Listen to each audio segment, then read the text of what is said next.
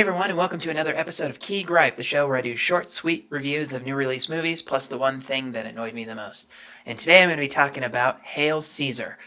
Hail Caesar is the latest film from the Coen brothers, who have brought us such amazing films as Raising Arizona, The Hudsucker Proxy, Fargo, No Country for Old Men, and, of course, everyone's favorite, The Big Lebowski. Not my favorite, but The Big Lebowski is one of those just perennial favorites that people have. So the Coen brothers have quite a track record behind them of fantastic movies that they've done. And Hail Caesar is one of these movies that I know that they've been in development for a long time. This was a movie that was actually in development hell for quite a bit of time as they, were working on other projects and doing all these other things to, finally get it made. So it's something I've been looking forward to for a long time. So what's the movie about? So get to the just bare bones basic of what this movie is about. The movie follows Josh Brolin, who plays basically a studio executive who's, kind of a fixer. He's one who makes sure that things run smoothly. If a movie star gets into trouble, he goes and, he solves that problem for them so that it doesn't, may bring any sort of, bad publicity to the studio, but also just to, keep things going, because the movie takes place in the 1950s, post-war, Hollywood, where, studios were key. I mean, this was, the time when, it wasn't just, actors and directors and stuff. It was actually studios were kind of the big show, and then everything below them, fed into the larger studio narrative. And so what he does is he's a fixer, so, if any problem arises, he has to go and, fix it. And he's a little bit, concerned about, his job and, like, if this is something he actually wants to do, because it basically consumes his life. And he's got this offer from Lockheed, and it's like, well, it's a very tempting offer, but he's just not sure he can quite do that. And as he's sort of, having this sort of, conscious crisis, one of the major movie stars in the studio gets kidnapped, or he just goes missing. And, when it happens, there's some sort of conspiracy going on, but he obviously doesn't know what that is. And so as he's trying to figure that out, he's also trying to work with an actress who is pregnant and single, and, in that time and, age, it's one where that obviously is a problem. So he's trying to get her so that it doesn't look like just an out-of-wedlock child. And at the same time, he's trying to get this other movie star who, has pretty much been just a yokel forever to actually, like, break him out into something a little bit more. So he's got all these things he's juggling on top of this sudden kidnapping of their biggest movie star right in the middle of this prestige picture. And what happens is basically the main, the big movie star played by George Clooney, he is kidnapped by a group of writers who have basically been, completely, shunned and, used and abused by their studios. And, they've sort of adopted this, kind of underground communist group that they're trying to basically get back at the studios for all the years of mistreatment and, cheating them out of their rightful creative property. So it's really challenging the studios of what they were doing. And George Clooney, gets kidnapped by this group, for ransom, and he sort of like gets into, what they're selling as well. And ultimately, Josh Brolin's character works with a character played by Alden Ehrenreich. I'm not sure if I'm pronouncing that right, but who plays this kind of yokel guy who is really struggling to be, an actor outside of just, playing this, bumpkin kind of character that he's been playing for his entire career. And he's sort of helping Josh Brolin and kind of working through this mystery of finding out, okay, who kidnapped George Clooney's character and who, he actually kind of tracks them. He's able to track them down and, get George Clooney back. And at the same time, they find out it's discovered that the person behind the whole, kidnapping and this whole thing is actually a Russian spy who is an actor. And I'm not going to give away the spoiler there. Not that it's a huge twist, but Basically, one of their actors is actually a Russian spy who, did this to get, money for, to take back to Russia, basically, for their own kind of communist plot. And then ultimately, when, George Clooney comes back, Josh Brolin, really forces him, basically to see this is the studio's will, and don't question the studio, just do what you're supposed to do, kind of thing. And throughout the movie, you can see that Josh Brolin is having this like kind of crisis of conscience of like, he knows his job and he does it well, but he's questioning whether or not it's actually the right thing to do. Is he a bad person for what he's doing? He keeps going to confession to confess really minor things. Coming from a Catholic background, I could say these are fairly minor things, but it's something that obviously is weighing on him. Is like, is this what he is supposed to be doing? But he ultimately realizes, yeah, this is a job he's good at. This is what he is meant to do, pretty much. That's the movie in a nutshell. It's a comedy. It's zany. It's got musical numbers and dancing and stuff like that.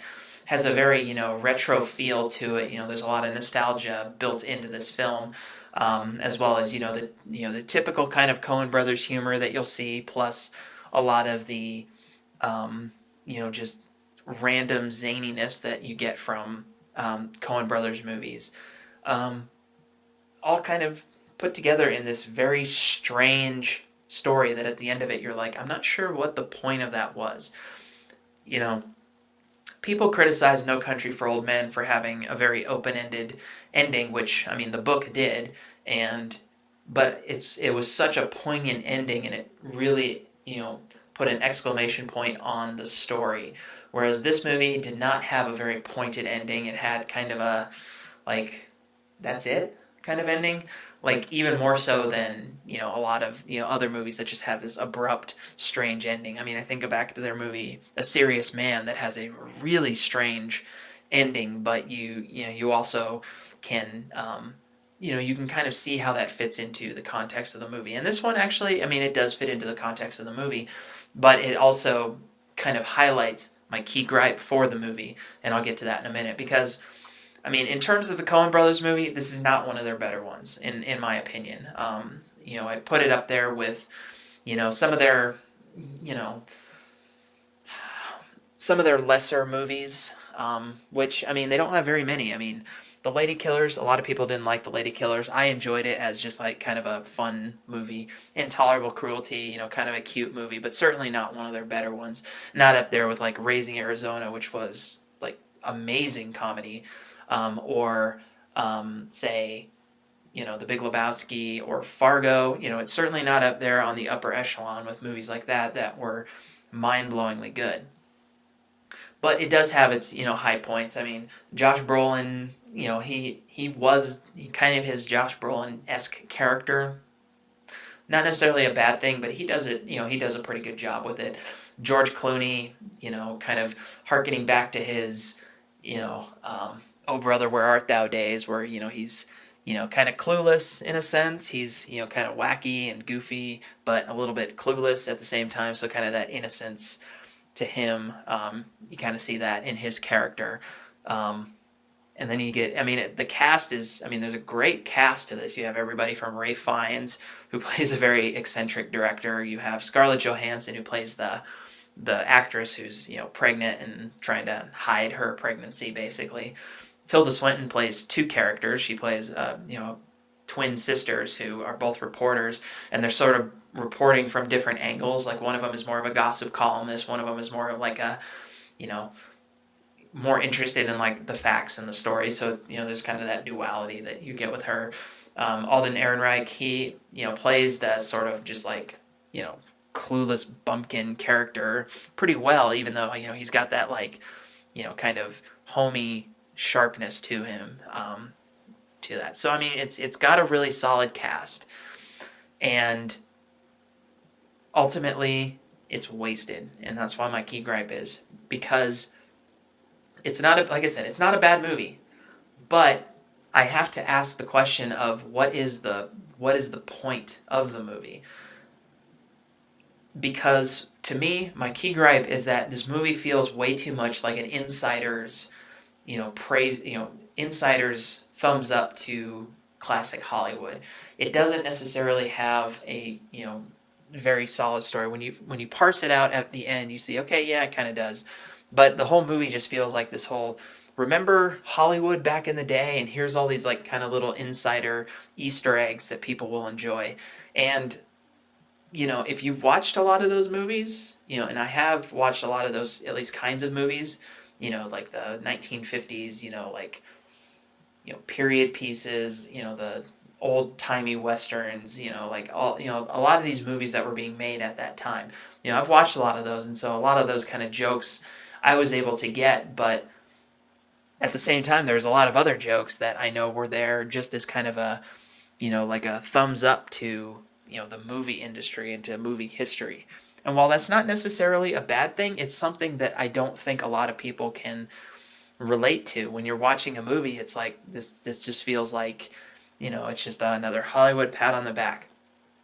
I'm not always a big fan of actors playing actors, because it just seems like, they're trying to be a caricature of what actors are like, but then in real life, it's absolutely nothing like that. It's almost just, it's too meta to be accessible to everyone.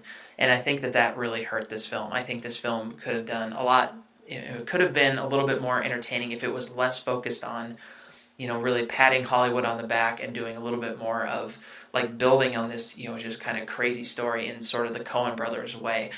There wasn't as much of that sharp Coen brothers wit that you get in movies like Raising Arizona. So it felt kind of just stiff in a way. And a lot of jokes landed flat, which is a shame because they had a great cast behind them. Everybody played their parts well, but it almost felt forced at times because they were trying to create this homage to classic Hollywood, and it was just way too much of a, Hollywood is great, yay, yay for Hollywood. So, my key gripe is just, it really was not an accessible movie for a lot of people. So, and for the Coen brothers, I know they can do better. I know they can, because they have. They've proven it time and again they can do better. I gave this movie a 6. It's a funny movie. It has some good moments, but it's not one of their better ones, and it felt kind of flat. It didn't really have that sharp wit that I was hoping for from the Coen brothers, or that you've come to expect from them. So, or even that great storytelling that they've been able to do in their other dramas. So I give it a 6 out of 10. So that's my review of Hail Caesar, and I will see you guys next time. Bye-bye.